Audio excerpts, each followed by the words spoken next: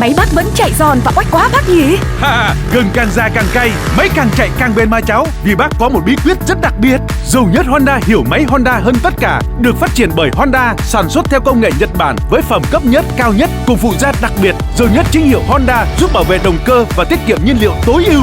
Wow, thay dầu Honda có khác bác ơi. Từ giờ cháu chỉ dùng dầu Honda thôi. Xe Honda chọn dầu nhất Honda, chuẩn chiến hữu biết ta cần gì.